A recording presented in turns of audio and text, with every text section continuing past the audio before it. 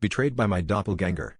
Our 10th anniversary dinner was supposed to be romantic, the kind of milestone you toast over candlelight, not the kind you survive.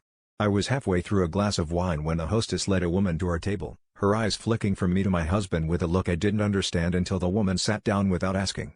She was beautiful, disarmingly so, but what hit me like a punch was how much she looked like me. Same eyes, same smile, just smoother skin, brighter hair, as if someone had pressed rewind on my life by a decade.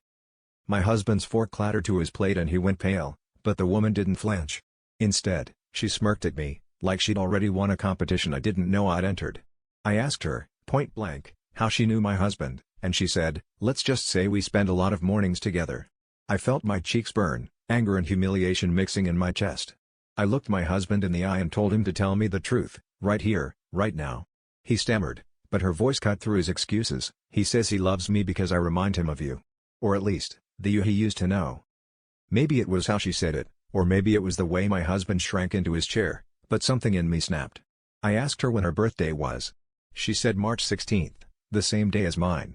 My husband's face twisted in panic, but the woman just smiled wider and pulled out her phone, showing me a photo of her mother, with my ex-father-in-law, from when he was young.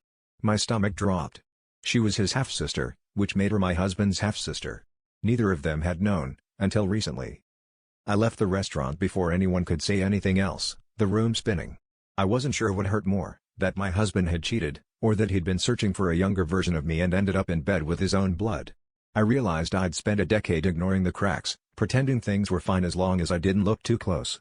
Walking out alone, I finally understood, sometimes, the people who betray us are just lost versions of ourselves, repeating the same mistakes in someone else's skin.